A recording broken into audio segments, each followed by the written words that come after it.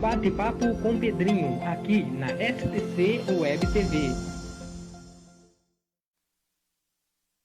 Boa noite, gente. Não é sempre que você tem o prazer de estar inaugurando o STC Web TV, sistema que vai trazer um pouco de comunicação, um pouco de cultura e um pouco de alegria. Ao mesmo tempo, eu quero dizer que eu estou nervoso aqui no estúdio, porque a gente está também, ao mesmo tempo, criando esse espaço bate-papo com o Pedrinho, que vai ter convidados aí, não só aqui da nossa cidade de Herval, Joaçaba, mas vai ter convidados do Brasil. E por que não? Eu brincava hoje à tarde com um amigo meu que está na Espanha.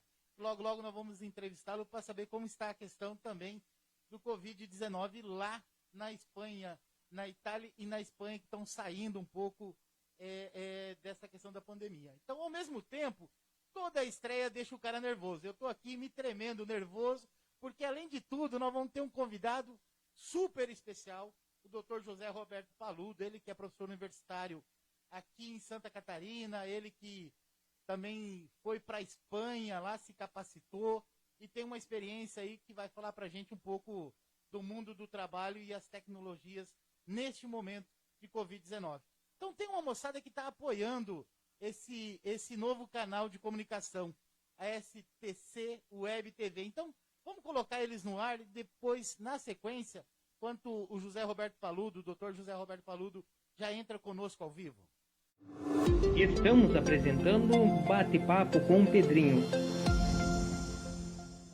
A importância do sindicato para mim é fundamental, porque eu tenho o sindicato como um aliado de nós funcionários e sempre oriento a todos os funcionários novos da empresa que sempre se filia ao sindicato, porque nós temos um sindicato muito bom aqui na nossa região, um sindicato que briga por nós e nós devemos muitas coisas ao sindicato e todos o que nós pagamos para o sindicato vem em retorno para nós mesmos.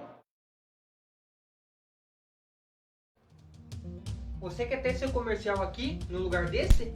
Entre em contato com o nosso telefone que está aparecendo aqui embaixo e solicite um orçamento. Voltamos a apresentar Bate-papo com Pedrinho. Gente, já estamos com o nosso convidado especial, né? Dr. José Roberto Paludo aqui, já linkou com a gente. Dr. José Roberto Paludo, como eu posso lhe chamar de Paludo, né? Paludo, obrigado por estar dando essa oportunidade para a gente inaugurar esse canal de comunicação e inaugurar o bate-papo com o Pedrinho contigo. Obrigado por se disponibilizar. Eu vi que você estava agora há pouco num bate-papo também, num link sobre educação. Correu, se organizou para estar aqui conosco. Bem-vindo.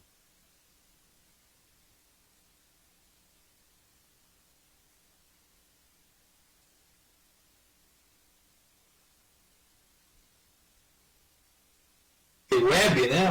Uma experiência interessante e parabéns por essa iniciativa de construir um canal de televisão web, né? Quando a gente falava de canal de televisão há um tempo atrás parecia uma coisa de outro mundo, algo que só tinha acesso as grandes corporações, e hoje de forma criativa, com um pouco de organização e um pouco de empenho, a gente vê que vocês estão colocando no ar alternativas para se comunicar diretamente com a população. Então, para mim é uma felicidade poder fazer parte, estar dentro, participando dessa experiência nova. E numa cidade como Joaçaba, Herval do Oeste, o meio oeste de Santa Catarina, que é uma região inovadora, né? Tem uma história muito importante e uma contribuição muito importante para o estado de Santa Catarina. Grande parte da nossa indústria de Santa Catarina, da organização política do Estado também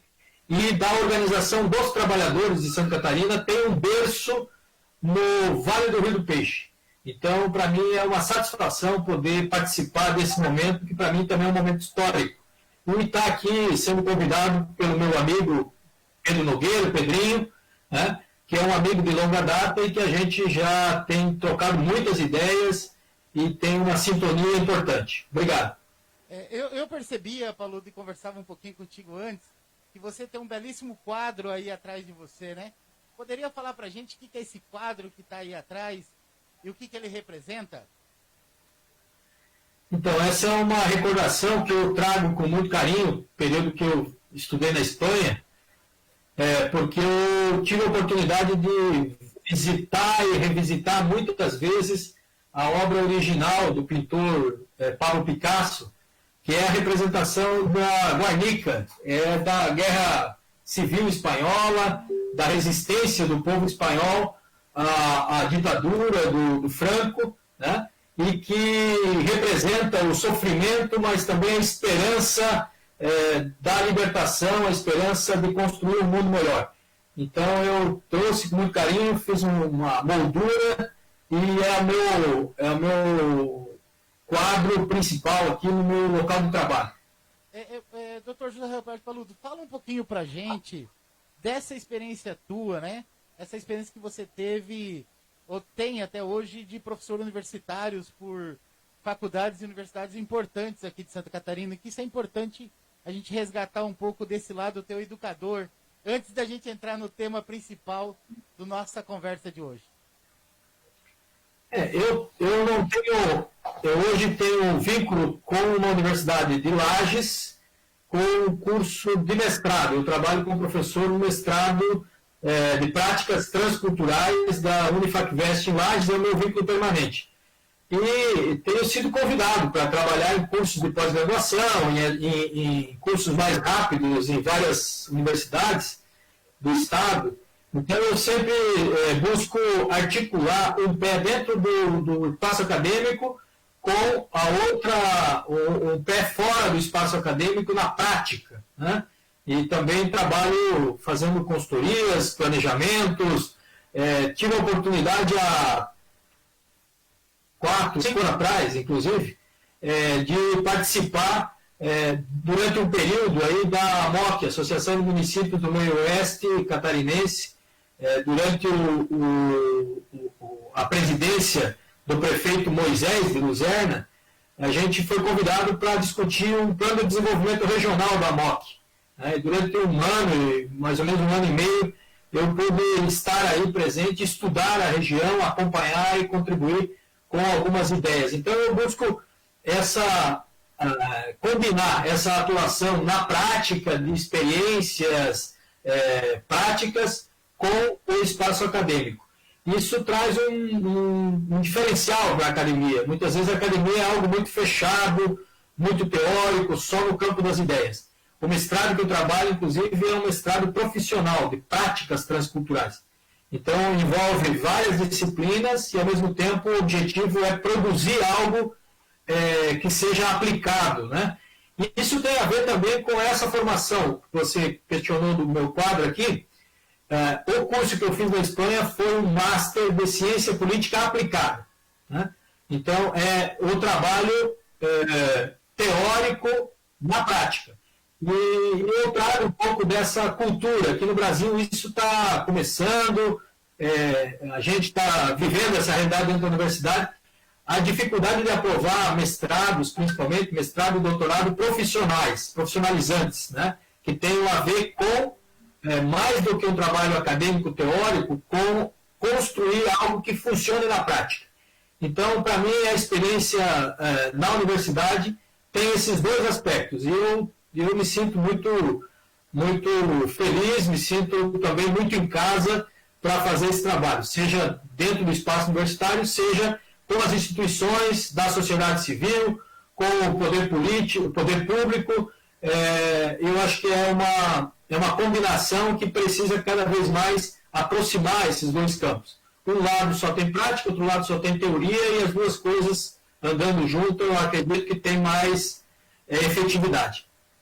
José Roberto Paludo, Dr. José Roberto Paludo, qual o tema que você vai trazer para o nosso bate-papo de hoje, né? Para algumas pessoas eu já acabei falando, contando, até porque algumas pessoas aqui, não só do meio oeste catarinense, mas de Santa Catarina, conhecem seu trabalho enquanto pesquisador, né? Também nesse sentido. Qual o tema que nós vamos dialogar hoje aqui no bate-papo com o Pedrinho? Então, eu, na minha área de sociologia política, ciência política, a gente acaba passando por vários temas, né? O foco do nosso trabalho é a forma de pesquisa e de elaboração. Então, você pode aplicar essa forma de elaboração para abordar vários temas. Como eu falei anteriormente, tive a oportunidade de participar aí de uma experiência para discutir desenvolvimento regional, que é um tema que eu já vinha acompanhando desde 98.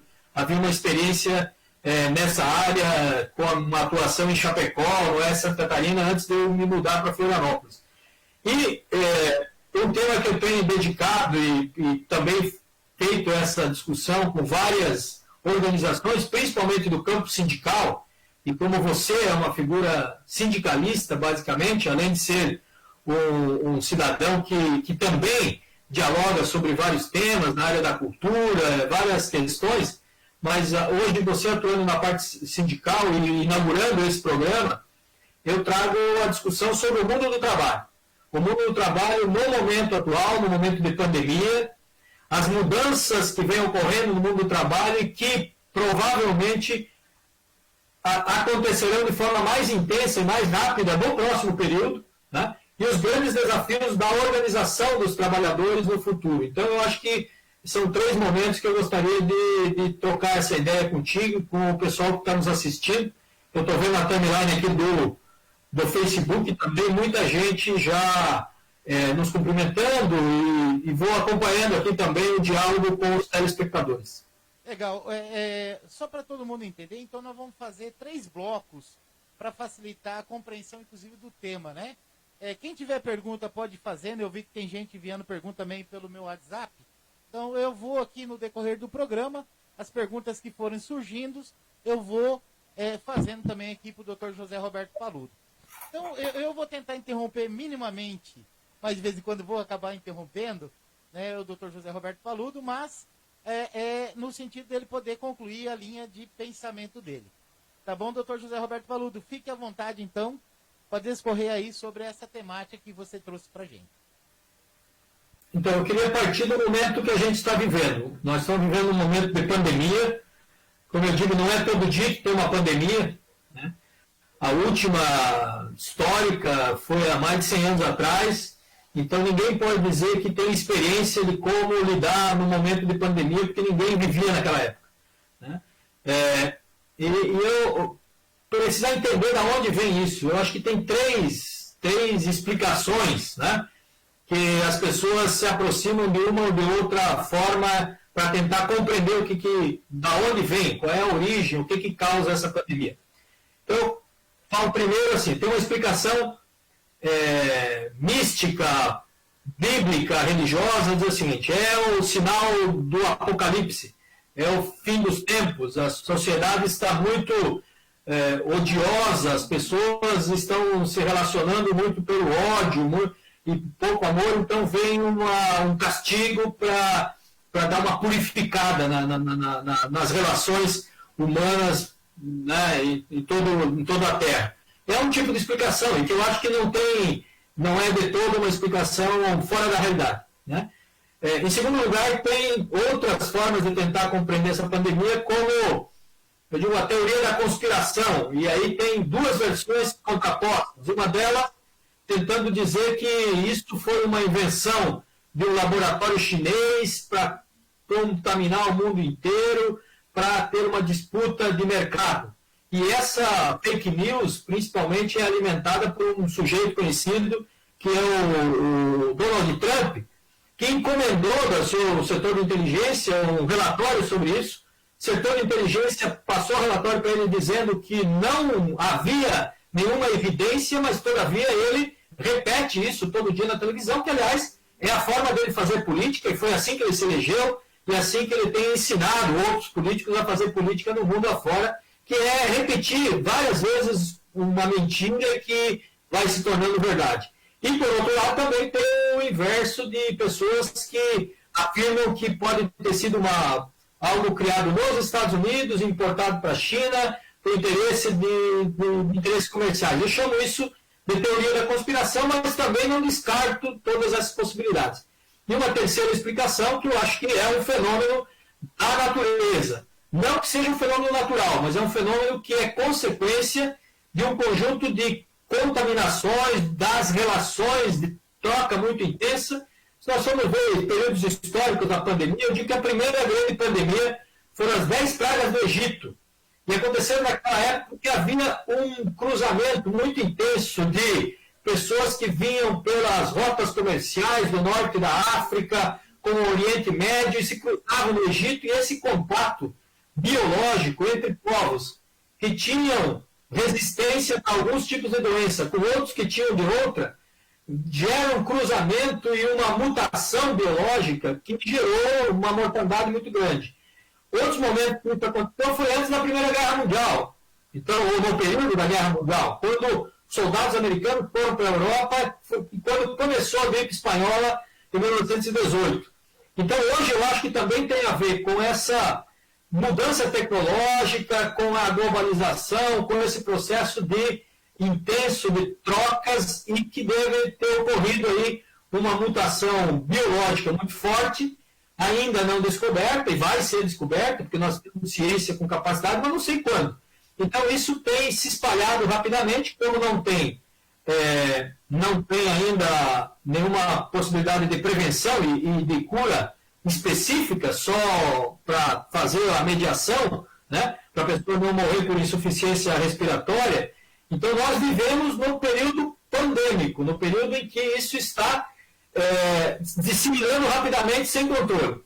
Só que nós vamos viver com o coronavírus, com a Covid-19, por muito tempo. Ela, depois que descobrir vacina, descobrir controle, que tiver condições da rede hospitalar minimamente atender, né, as pessoas que ficarem doentes e conseguir absorver essa demanda, não vai desaparecer a Covid, não vai desaparecer o vírus, a contaminação, ele vai continuar. Mas a gente vai voltando a conviver de espaço normal. Então, isso é uma questão, que é o momento que nós estamos vivendo de pandemia. Agora, essa pandemia acontece num momento em que o mundo está vinha acontecendo uma transformação, uma mudança sistêmica. Uma mudança sistêmica causada por uma revolução, que não é uma revolução industrial. Nós tivemos a primeira revolução industrial, da máquina a vapor, das locomotivas, do transporte, etc. Uma segunda revolução industrial, da linha de produção, das navegações, etc. Nós não estamos passando por uma terceira revolução industrial. Nós estamos passando por uma nova revolução tecnológica, ou seja, não vai se produzir algo novo significativamente, mas muda completamente a forma de se produzir as coisas, as mesmas coisas, de um jeito diferente. Qual é esse jeito? É através das tecnologias de informação. Isso já vem acontecendo, principalmente desde os anos 70, né? Em alguns países centrais, né? Algumas experiências são muito fortes nessa relação, e posso citar uma muito conhecida nesse momento de pandemia, por exemplo, o norte da Itália. Muita gente do oeste, Santa Catarina, foi visitar a Itália porque tinha a Itália do Sul, que era atrasada, a Itália do Norte desenvolvido. O desenvolvimento do norte da Itália se fez muito a partir dessas novas relações de trabalho, que nós chamamos da relação precarizada de trabalho, com uma enxurrada de imigrantes que entram no país, que se sujeitam a fazer um trabalho sem direitos, sem papel, sem contrato de trabalho, muitos clandestinos, mas que aumentam a produção. E aí se gera um novo tipo de trabalhador, que nós chamamos de trabalhador precarizado, o precariado.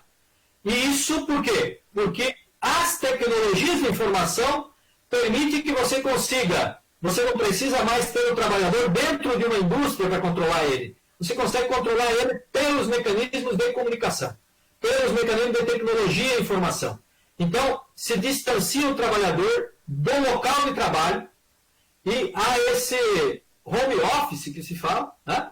Há esse trabalho à distância, mas ao mesmo tempo intensifica a exploração do trabalho. Você trabalhar à distância, trabalha mais, você tem uma exploração física e mental, você não tem controle sobre o tempo, e você não tem noção se aquilo que você está produzindo tem algum resultado ou não, porque tu faz só uma parte muito específica do trabalho, então você você entra numa linha de produção que você não enxerga a linha de produção. Você está distanciado, portanto, aumenta o estranhamento da relação de trabalho. Isso começou a acontecer nos anos 70, nos anos 90, começou a vir para o Brasil nos anos 90 com o processo de terceirização, né? E agora, com a pandemia, e aí eu queria já deixar você à vontade desse primeiro bloco, com a pandemia, esse processo que vinha acontecendo lentamente, mudanças que a gente ia se adaptando aos poucos, tinha tempo para se adaptar, agora acelerou esse processo. Então as mudanças vão acontecer muito rapidamente. Quando sair desse processo de pandemia, provavelmente uma grande massa de trabalhadores já vai estar sob novas formas de relação de trabalho, que é mediado pelas tecnologias de informação. O exemplo disso hoje é a uberização, é o iFood, são os telemarketing, todas essas formas de produção são modelos de produção da terceira, não da terceira revolução industrial, da nova revolução tecnológica da tecnologia de informação. Então, é essa mudança que se soma, pandemia com mudança nas relações de trabalho de uma revolução tecnológica. Dr. José Roberto falou, deixa eu só fazer um corte, um parênteses, entre aspas, como diz um amigo meu da rádio. E esse modelo que nós estamos vivenciando é um modelo que veio para gente de fora, ou você acha que essa estrutura que está se criando no Brasil é um modelo criado dentro do Brasil com características específicas nossas, ou é um enlatado que veio? Olha, a partir de agora, usando a questão, né, desse momento que estamos vivenciando, vai ser esse modelo implementado automaticamente aqui. Então, hoje em dia é muito difícil você diferenciar o que acontece dentro de um país com o que acontece no mundo. Isso é a globalização, que ela vem ao mesmo tempo. Quem produziu a globalização foram as novas tecnologias de informação e comunicação.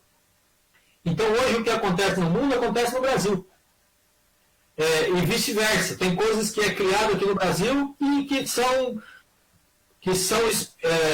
socializados, que são disseminados pelo mundo afora. Então, essa divisão do local e o global tem cada vez uma conexão maior. Então, o que muda nesse modelo é que aquele modelo de produção que a gente chamava de fordista, taylorista, ele começa a sofrer uma transformação muito grande. E quem toma conta desse processo é a financiarização da produção. Então, eu vou citar um exemplo aqui, político, inclusive, que a gente conhece essa linguagem. Quando o Lula foi eleito em 2002, com o José de Alencar, vice-presidente, se falava na época que era uma aliança dos trabalhadores com o capital produtivo nacional, porque o José de Alencar representava uma grande indústria têxtil, que era um capital produtivo. 6 anos depois, na crise de 2008, esse capital produtivo não existia mais de forma pura, porque ele estava todo financiarizado. Todas as indústrias, todas as empresas que produzem algo de material, elas não são gerenciadas pelo gerente da unidade de produção. A Sadia, Aurora, Chapecó, o Seara, todas essas empresas que a gente conhece e que passaram por esse processo também, as decisões não são tomadas aí na unidade de produção, na plataforma de produção industrial. Elas são tomadas no mercado financeiro, na Bolsa de Valores. E as grandes empresas hoje no mundo afora, seja daqui do Brasil, seja de qualquer parte do mundo, a decisão é do capital financeiro e não da unidade de produção. Quem produz materialmente apenas está correndo atrás para entregar um produto que já foi vendido anteriormente, que esse é o conceito de commodity. E não só na indústria, na agricultura também. Na agricultura, hoje, o agronegócio brasileiro, que é o que segura a nossa balança comercial, ele é comercializado antes de ser plantado. A soja, que é vendida para a China, que agora não é mais, porque a China está comprando os Estados Unidos, porque Bolsonaro brigou com a China, essa coisa toda, ela é vendida antes de ser plantada, lá na Bolsa de Valores. Depois tu tem que plantar, produzir para entregar. Então, esse processo de financiarização, tu vê que inverteu as coisas. O dinheiro circula antes, depois vem o produto. Então, todo mundo está financiarizado. E o Brasil entrou nesse processo praticamente com as grandes empresas de forma simultânea com outras empresas do mundo. Né? As grandes empresas brasileiras no primeiro momento e depois todas elas. Por isso que a gente fala que o poder, no Brasil hoje, o poder está na Avenida Paulista, não em Brasília. O poder econômico, quem comanda, quem define as prioridades, está instalado nas grandes corporações que operam na Bolsa de Valores, que estão ao longo da Avenida Paulista em São Paulo. Aí o capital financeiro do país que é o que controla a economia. É essa mudança. Então, não é mais. Cada indústria tem o seu sistema de produção, em produção em escala. Você aumenta uma quantidade de produção, aumenta a exploração do trabalho, diminui custo, aumenta a produção. Isso aí, hoje em dia, ele tem um papel secundário na indústria. O que define é a Bolsa de Valores, onde o produto é vendido antecipadamente. Depois ele é produzido para entregar. Dr. José Roberto Paludo, nós vamos fazer uma paradinha para tomar uma aguinha e também para a gente pegar ali as perguntas que estão vindo. E na volta eu queria que tu falasse um pouquinho também, hoje à tarde, quando eu disse que você estaria aqui conosco, e agora há pouco veio uma pergunta aqui para nós, que é essa relação direta que tu colocou, como dá essa relação também com o setor bancário, né? Os bancários, propriamente dito, você falou da uberização, os bancários que vieram cada vez mais perdendo espaço, entre aspas, né? As máquinas foram tomando conta desse sistema. Como que, nesse momento, os bancários também não estão mais nas agências bancárias, estão fazendo uma série de trabalhos em casa? O pessoal pediu para mim fazer essa pergunta para você também, quando você toma uma aguinha, a gente vai para o comercial, e eu queria que você materializasse um pouco dessa questão também, fazendo um recorte aí para os bancários especificamente. Estamos apresentando um bate-papo com o Pedrinho. Está com problema no seu computador? Nós da França Informática temos a opção certa para você. Trabalhamos com manutenção preventiva, configuração de rede, formatação com backup, vendas de equipamentos eletrônicos. Precisou? Contate-nos. 499-8860-5597.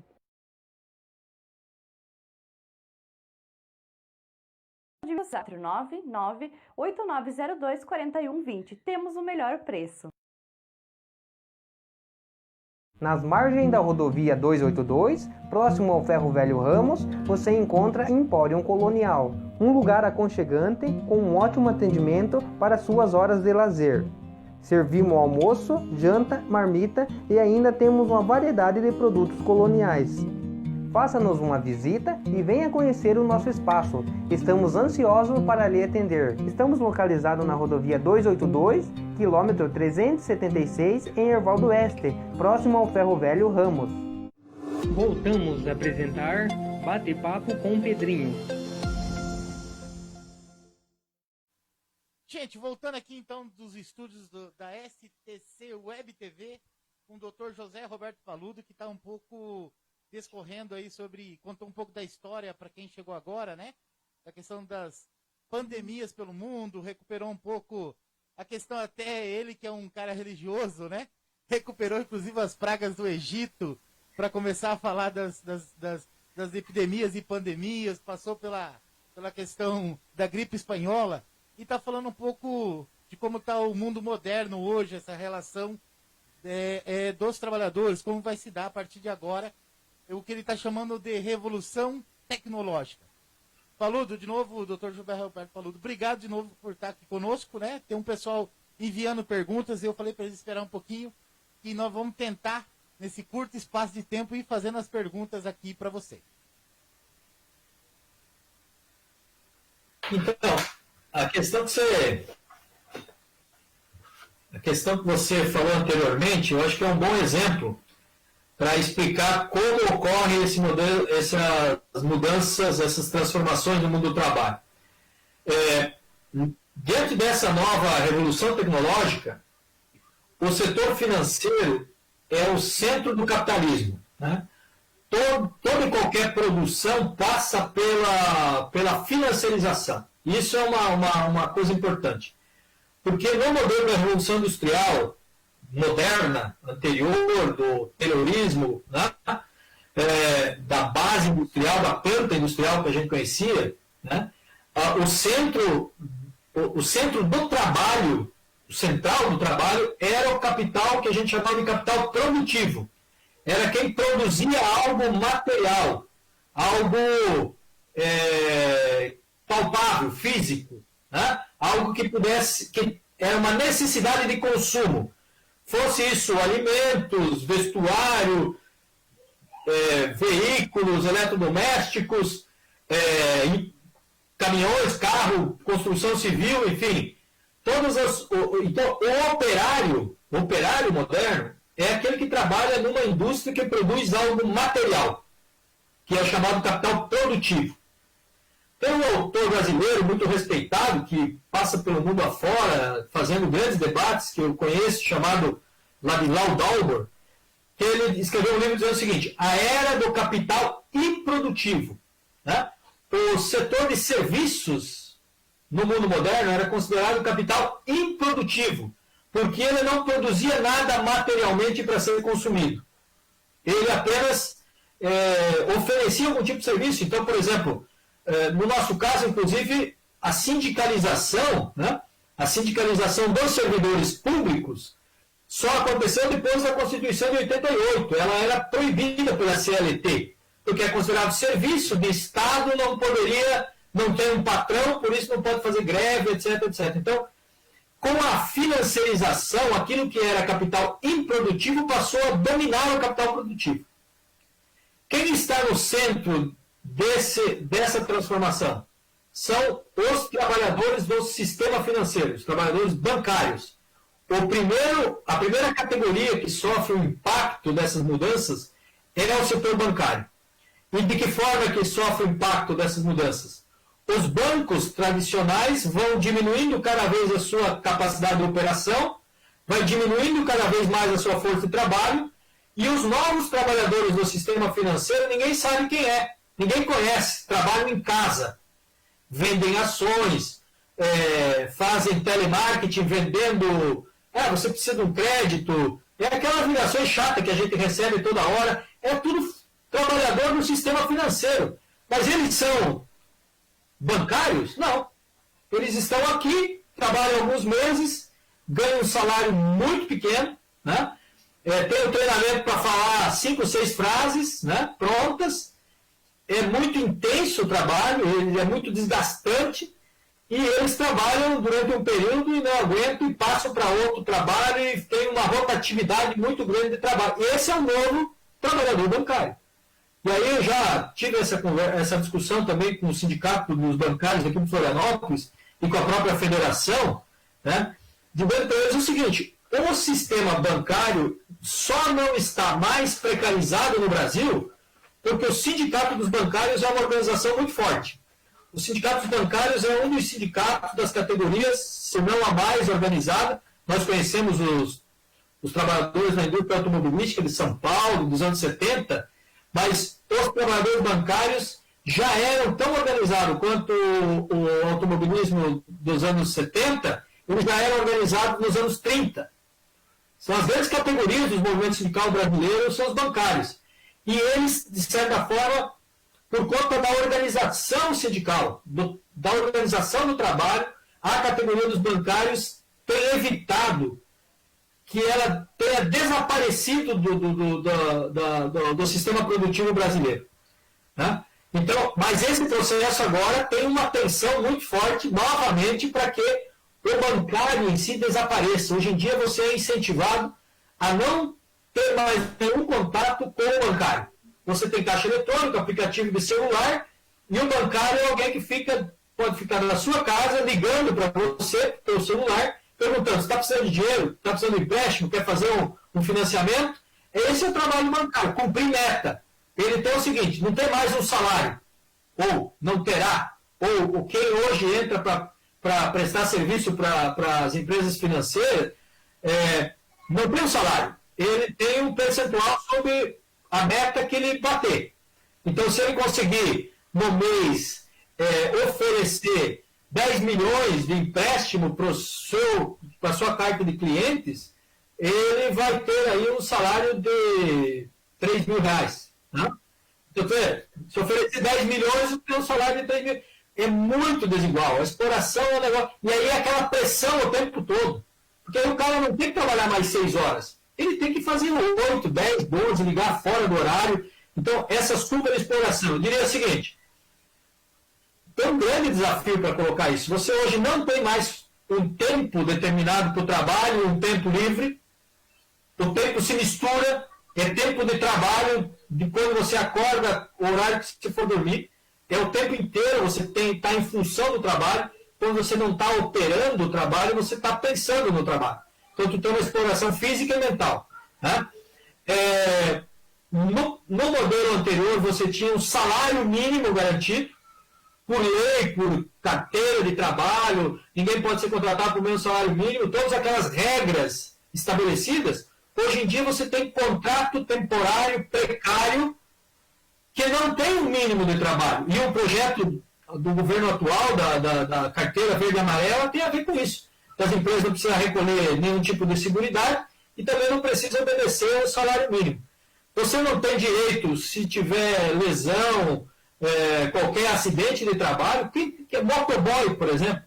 O motoboy ele tem que comprar moto, ele tem que ficar à disposição da empresa durante o tempo todo, se for chamado de madrugada, a qualquer horário.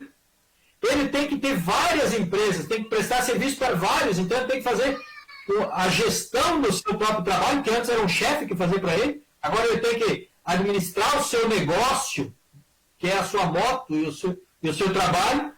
E se o cara bateu, se acidentou, porque ele vive sob pressão, tem que cumprir horário, tem que ir lá entregar, voltar, pegar outro aqui, porque é por rendimento, é percentual que ele ganha, o percentual é cada vez menor.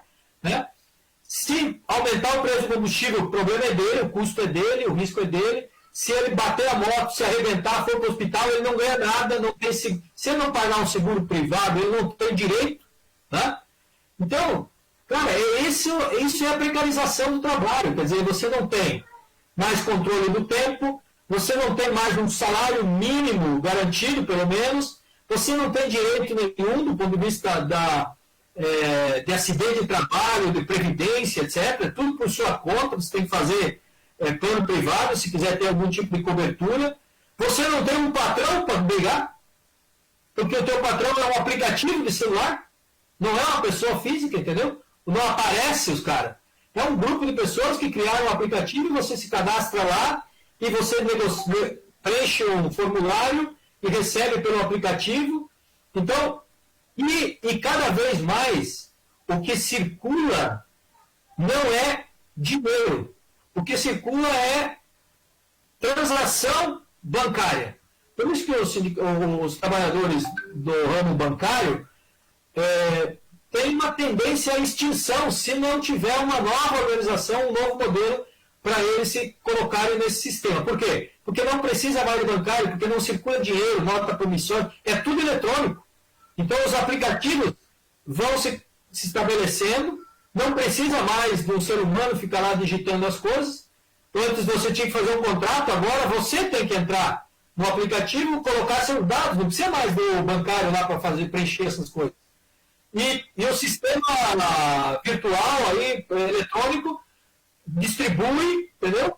E aí o bancário só tem esse papel, ou o trabalhador no sistema financeiro só tem esse papel de vender crédito, de oferecer dinheiro que não é dinheiro. É apenas uma transação entre um contrato de promessa de capital. Então o dinheiro físico também está desaparecendo. Hoje em dia, por exemplo, nós estamos numa pandemia.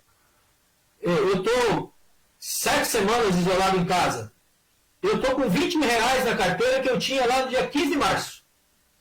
Está lá, nunca mais nos deu cédula depois da pandemia. Não precisa mais usar, porque qualquer coisa, desde o cara que vende água, gás, né, todos têm a maquininha. Então, o banco hoje cabe no bolso do vendedor, que é a maquininha. Então, não precisa mais do bancário. Ou seja, é uma categoria que eu digo assim, infelizmente é uma categoria que tem uma tendência a se extinguir. Né? dentro dos modelos de trabalho. Agora, o que cabe é a organização dos trabalhadores para resistir. Por quê? Porque eu acho que tem um papel importante, né? Porque hoje, esse sistema onde não tem um ser humano para você conversar, que você conversa com a máquina, todos nós sabemos como é que é.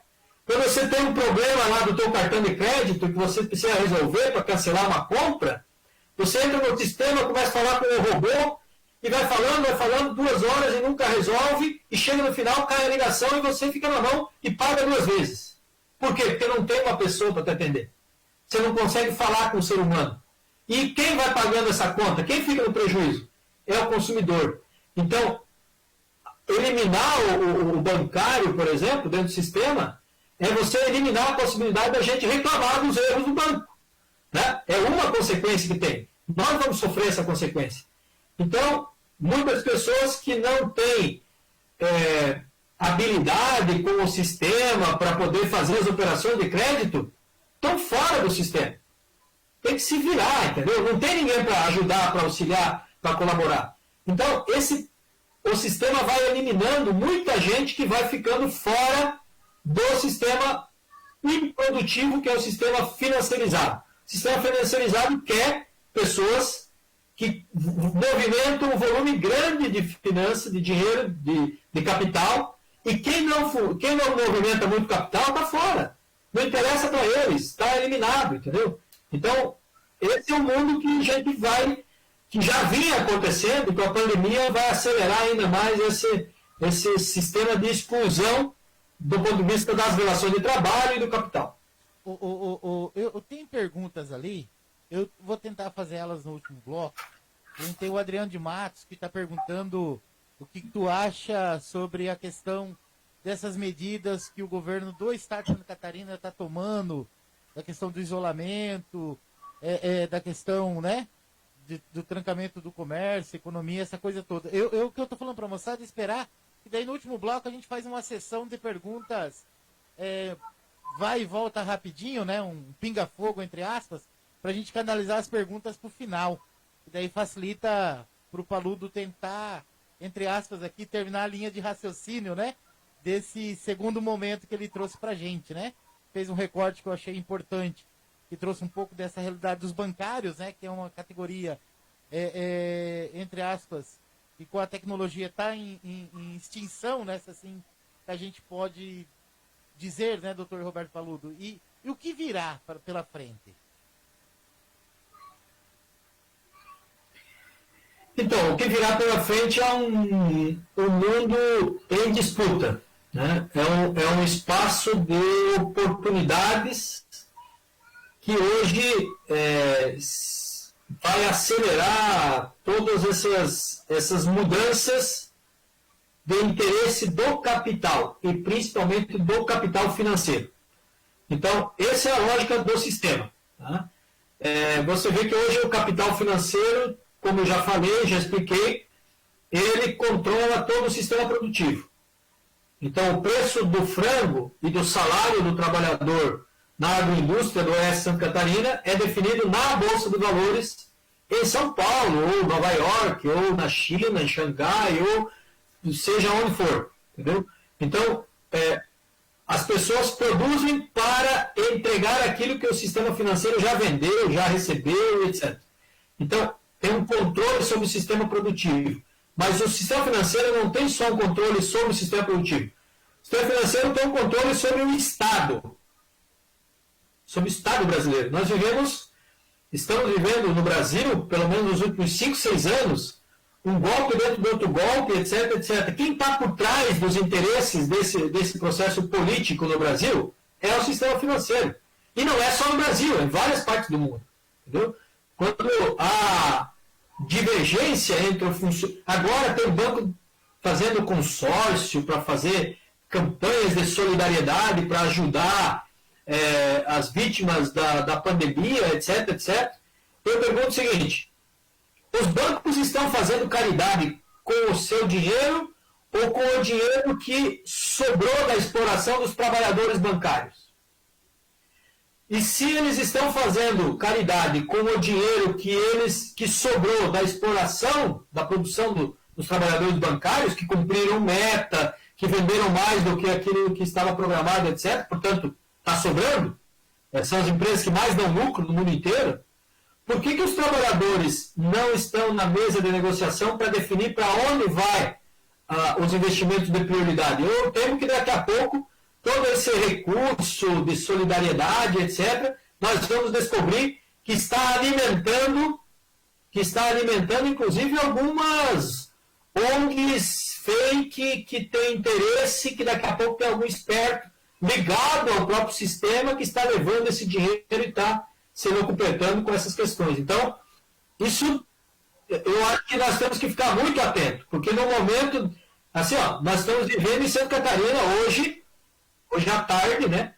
O GAECO determinou a prisão de 6 pessoas envolvidas nessa lambança que foi o processo de compra dos respiradores, uma empresa que tudo indica praticamente uma empresa fantasma, que nunca lidou com isso, superfaturado, que chega a ter 6 vezes mais caro do que a média dos respiradores comprados pelo governo federal ou por outros estados, pagamento adiantado, única empresa que participou sem licitação, sem nada. Então tu vê que não é porque nós estamos na pandemia que tem gente que não está nem aí com as pessoas que estão morrendo. Os caras estão preocupados na grana que vai levar. Isso é no público e no privado. Porque uma coisa que a gente tem que ter consciência é de que a corrupção no sistema privado é tão pior do que no sistema público. E não existe corrupção pública se não tem um privado por trás disso. Então, isso a gente tem que ficar muito atento ao que está acontecendo.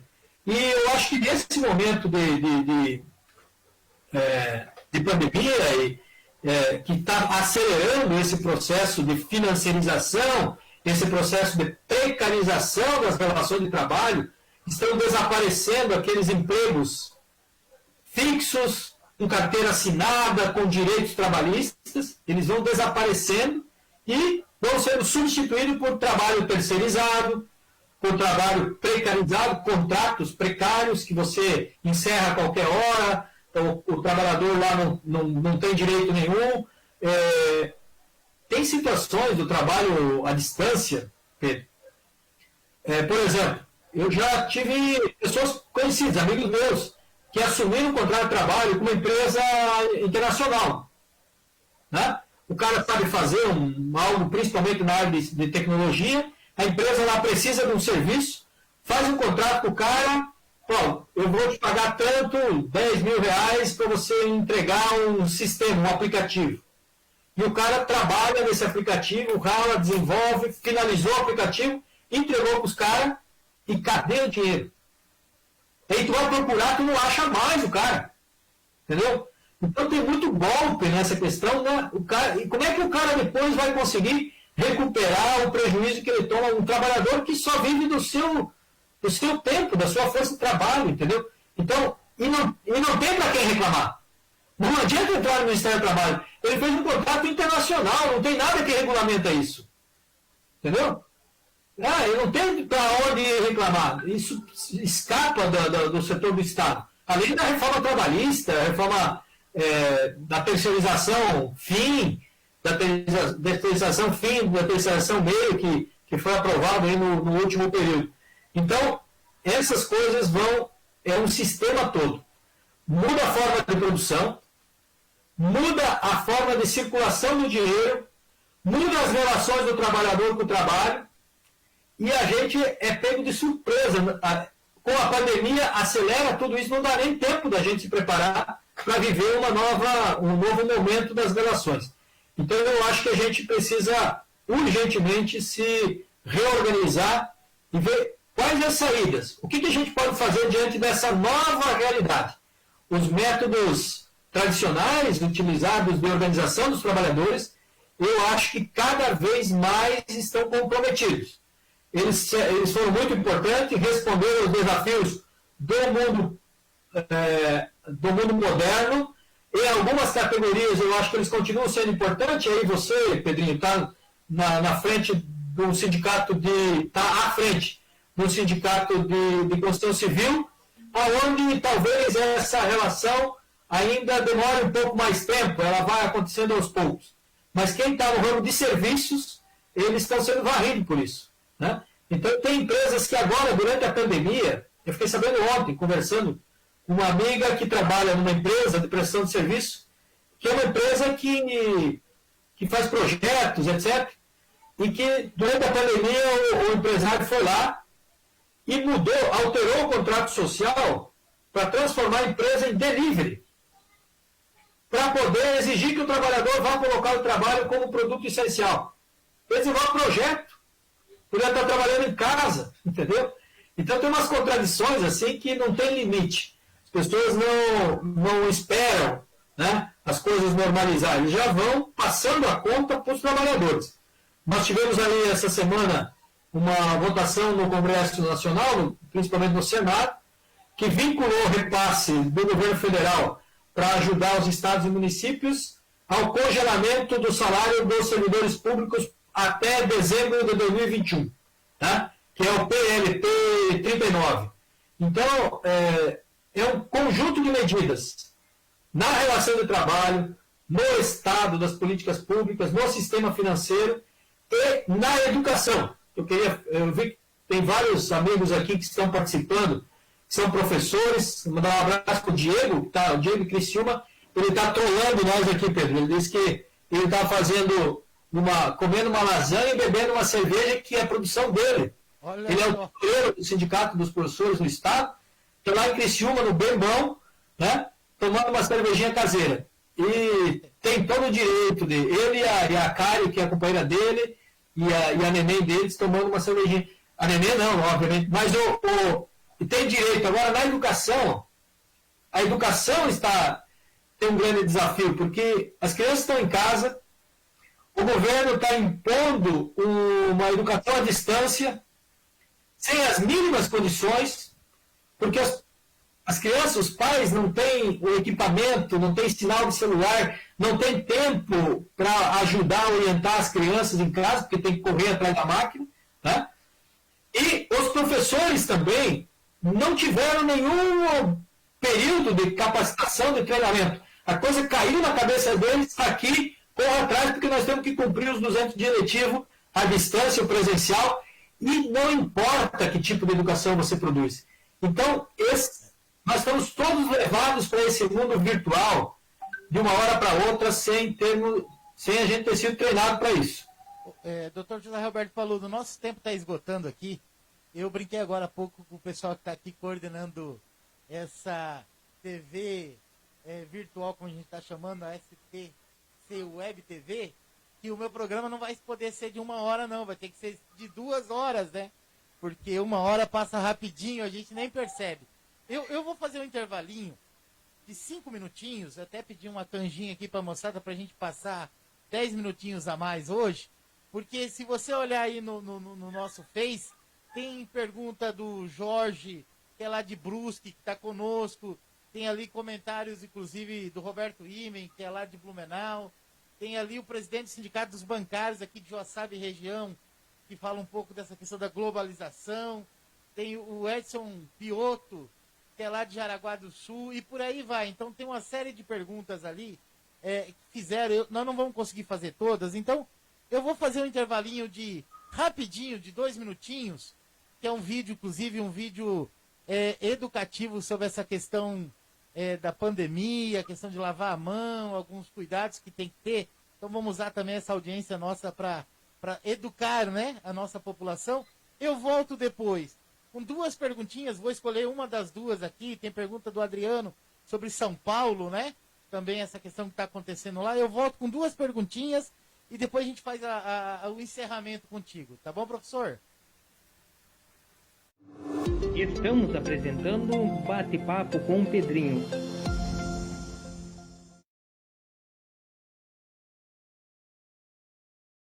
Diz Vini, o novo coronavírus não é diferente.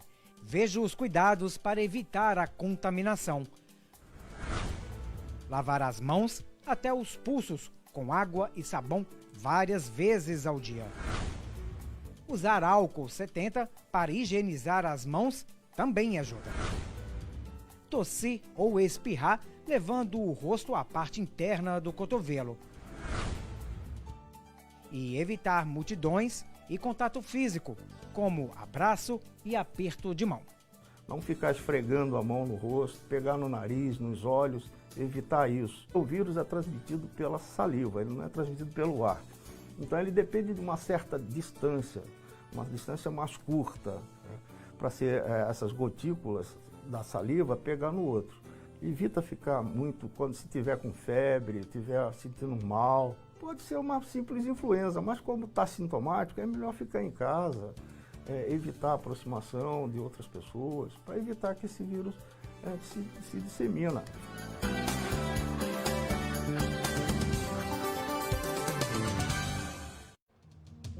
Você quer ter seu comercial aqui, no lugar desse? Entre em contato com o nosso telefone que está aparecendo aqui embaixo e solicite um orçamento. Voltando ao vivo aqui, diretamente dos estúdios da ST Web TV, com o Dr. José Roberto Paludo, que está falando um pouco dessa questão do mundo do trabalho. Eu peguei duas perguntinhas aqui, bem rápida, Dr. José Roberto Paludo. Uma é do Edson Piotto, né? Você acredita que a pandemia vai acelerar a informação robotizada?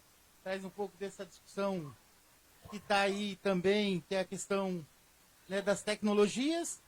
A do Rodinei Tosi, que apresenta o Sindicato dos Bancários aqui, e também fala que essa questão da globalização.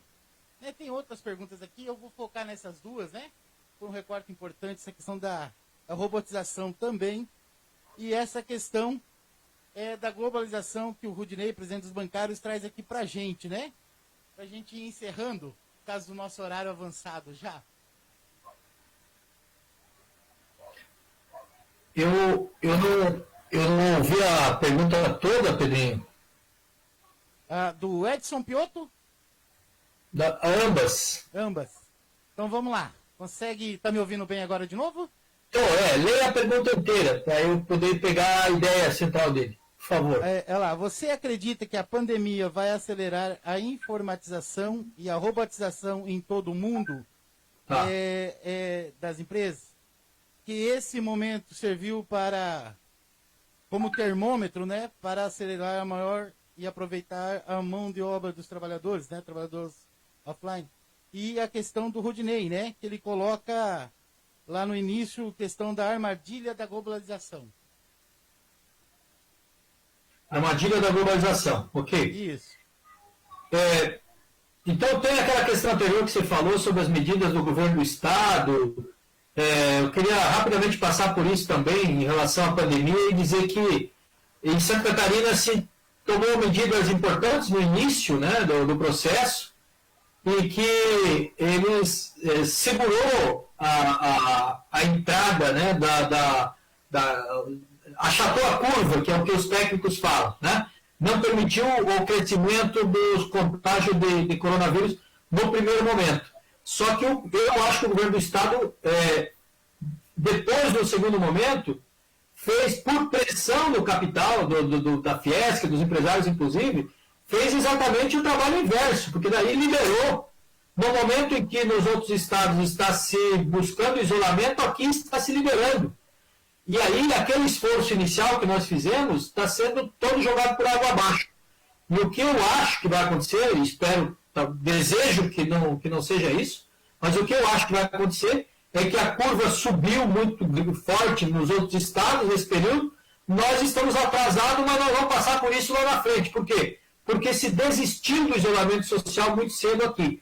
Então, provavelmente, nós vamos ser o último estado a sofrer as consequências do coronavírus. Então, nós que começamos em março, talvez vamos até agosto e setembro ainda, com problemas de isolamento por conta da superlotação do sistema público de saúde. Então, eu vi que foi uma atrapalhada do governo nesse sentido. Ele tomou uma postura, afrouxou, e aí agora nós vamos sofrer as consequências por mais tempo naquilo que a gente poderia ter passado por essa pandemia de uma forma um pouco menos dramática que os outros estados. Então, essa é a minha opinião. Desejo que não aconteça isso. Mas, pelo que eu tenho observado nos outros países e no Brasil também, acho que nós vamos ter uma consequência talvez piorada em relação ao que aconteceu nos outros lugares. piloto. Não tenha dúvida que esse processo de pandemia acelera tudo, porque a partir do momento que as pessoas são isoladas, você retira do contato, né? Você é obrigado a entrar para os meios virtuais. Mesmo quem não tem condições, quem não sabia lidar com esse bicho dos sistemas de tecnologia de informação, se quiser se relacionar, trabalhar, vai ter que entrar, né, dentro desse sistema. Então, é isso que eu chamo de aceleração do processo de informatização, ao mesmo tempo, o processo de robotização, de substituição da força de trabalho físico por tecnologia. As empresas vêm investindo muito forte nisso há muito tempo, né? E daqui para frente vão cada momento fazer mais isso. Ou seja, se eu puder comprar um aplicativo que substitui 20 trabalhadores, eu vou fazer isso. E vou dispensar os trabalhadores e deixar o aplicativo funcionando nenhum aplicativo funciona sem a força de trabalho. Isso Marx já nos deixou muito claro no Capital, dizendo não há produção de mais-valia, de riqueza, sem a força de trabalho. O que há é a diminuição da mão de obra, da força de trabalho, em relação à quantidade de riqueza produzida. Então você vai diminuindo o custo da força de trabalho e aumentando o lucro. Na medida que você reduz força de trabalho numa ponta, aumenta o lucro na outra ponta. Por isso que não há capitalista que vacile diante da possibilidade de substituir força de trabalho por máquina. Só que não tem como zerar a força de trabalho. Sempre vai ter que ter algumas pessoas operando a máquina. E por isso que eu digo, quem trabalha à distância, no trabalho da tecnologia de informação, tem uma exploração maior, porque ele tem que fazer o trabalho dos 20 que foram demitidos. Vai sobrar para um cara fazer isso. Então, por isso que a intensidade da exploração é muito maior. Então, nós precisamos encontrar alternativas, nós precisamos encontrar outras formas de produção, nós precisamos organizar redes de produção, de consumo, e talvez, eu acredito na economia solidária e em outras formas de economia, né, que eu acho que podem nos permitir que a gente sobreviva nesse mundo, consumindo menos porcaria, focando naquilo que é básico e necessário, e a gente consiga viver uma vida um pouco menos estressada, um pouco menos precária do que a vida dentro desse sistema aqui. Então, é uma possibilidade. Agora, tem várias outras questões que não vai dar tempo hoje, infelizmente. Fico à disposição daqui a um tempo para voltar para conversar só sobre isso, Pedrinho. E a questão da globalização, de fato, assim, a globalização não é uma enganação ou um projeto de maldade de alguém, entendeu? Ela acontece, ela é resultado de um processo coletivo. E não tem muito como a gente voltar atrás e frear esse processo, né? Porque igual lá no século XIX, quando os trabalhadores, quando colocar máquina para substituir os trabalhadores, nós vamos quebrar as máquinas. Não adianta, o cara faz a máquina de novo e vai continuar. Então, o que precisa é organizar os trabalhadores, organizar as pessoas que vivem do seu trabalho. A classe trabalhadora hoje é as pessoas que vivem do seu próprio trabalho, né? E nós estamos todos no mesmo barco. Não dá para resolver o problema da categoria da construção civil sem pensar no problema dos bancários, dos professores e das outras categorias. Nós estamos todos no mesmo barco. Nós precisamos unir forças e ter pautas que buscam a melhoria das condições de trabalho de todas as categorias no seu conjunto. Portanto, o processo de globalização, por conta da pandemia, dessas coisas, ele vai sofrer eu acho que ele vai ter um ritmo mais lento. Os países todos estão preocupados em como resolver seus problemas internos e vão se ocupar por isso durante um bom período depois da pandemia. Então, aquilo que era globalização, correria, mercado internacional, de certa forma vai ficar um pouco em segundo plano. Isso já vinha acontecendo. Tem aqui um estudo do professor Márcio Postman, da Universidade de Campinas, e já vinha fazendo um estudo comparativo Brasil, França, Estados Unidos, e Espanha, o Reino Unido, e já vim identificando um certo recuo nas relações da globalização. Agora, a globalização em si não tem mais volta, né?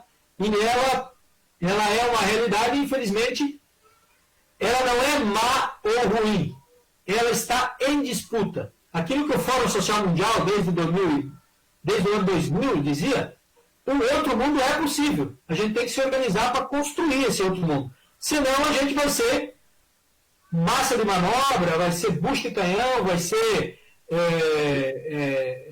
ser moído pelo sistema financeiro que controla todo o sistema produtivo no mundo inteiro. Então, ou a gente espera que isso caia na nossa cabeça, ou a gente começa a se organizar e buscar alternativas de construir uma vida melhor a partir das nossas relações presenciais, das nossas relações de trabalho, né, no dia a dia. Então, eu sou muito crítico a isso que está acontecendo, mas não sou pessimista. E quero contribuir muito com quem estiver disposto a dialogar de como a gente pode buscar alternativas para não ser engolido por esse sistema. Então, deixo esse recado aqui, dizer que o outro mundo é possível, a gente precisa se organizar para isso, e que nós estamos todos no mesmo barco. Ninguém vai se salvar aqui, pegar a sua boinha e conseguir se salvar sozinho. Ou a gente sobrevive de braços dados, organizados, todas as categorias em conjunto, ou a gente vai afundar junto nesse barco. Então, é esse a minha mensagem final. Agradeço a presença, o prestígio de tantos amigos aqui que estão no Facebook, mandando recado também, um grande abraço. Depois quero agradecer individualmente cada um de vocês. Agradeço ao Pedro Nogueira por essa oportunidade. Cumprimento o Pedro Nogueira, porque ele é dinâmico, vou exagerar, dizer que é visionário, mas das lideranças que eu conheço, ele está sempre um passo à frente. Né? É o primeiro sindicalista que eu vejo que tem um programa numa TV web em Santa Catarina. Então é um cara inovador, um cara que busca e dá exemplo. Ele está no espaço público, está usando máscara. Eu estou na minha casa, mas ele está no espaço público, está apresentando o programa usando máscara, quando a característica dele é a barba, entendeu? E está escondida. Então, parabéns, Pedro Nogueira. Você continue dando exemplo, que você é uma liderança que tem muito futuro. Muito obrigado. Primeiramente, fazer aqui um elogio e agradecer, né, ao Dr. José Roberto Paludo, que arrumou um tempinho.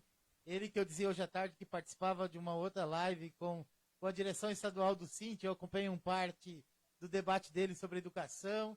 Na sequência já entrou ao vivo aqui conosco, deve estar um pouquinho cansado hoje, né? Como ele mesmo disse que está, inclusive, em quarentena. Eu acho que essa quarentena da casa dele, ele está produzindo muito. Eu vejo cada hora ele num debate diferenciado, um debate, uma temática totalmente diferente. Isso mostra um pouco a sua capacidade de estar aí nesse dia a dia trazendo esse debate para nós.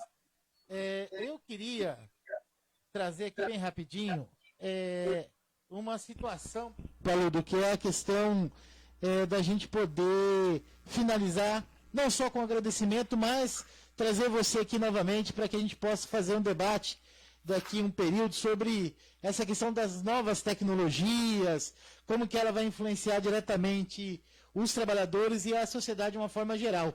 Então, eu brincava com a moçada aqui da STC Web, que nós precisamos fazer esse programa de 2 horas para a gente poder dar conta, né, da quantidade de perguntas que veio, dos comentários e ao mesmo tempo trazer essa temática de novo e no futuro próximo, né, que é a questão das tecnologias. Então, quero aqui te agradecer de novo, meu amigo Paludo, por sempre estar aí nessa questão da pesquisa, né? Tu que é um pesquisador nato, está trazendo sempre essas informações para a gente. Então fica aqui meu agradecimento a você e que a gente possa, no futuro próximo, estar trazendo você aqui novamente conosco.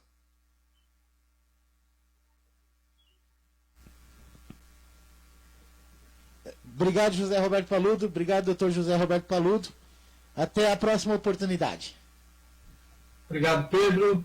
Sucesso para você. Obrigado. Gente, eu quero aqui fazer um agradecimento especial à moçada que colocou esse programa no ar, né? Esse é um de tantos outros que virão um bate-papo com o Pedrinho, e também a nossa STC Web TV vai ter programas de música, outros programas informativos. Hoje à tarde eu provoquei uma moçada, acho que vai ter um programa cultural lá, vai ter a moçada da capoeira, vai ter o pessoal do movimento sindical. Então, esse espaço é um espaço democrático, né? Espaço que a gente possa construir aí os diversos pensamentos da sociedade, não só aqui de Joaçaba, Erval, Luzerna, mas de todo o Brasil. Gente, então até sexta-feira que vem, bate-papo com o Pedrinho, das 20 às 21 horas aqui pela STC Web TV.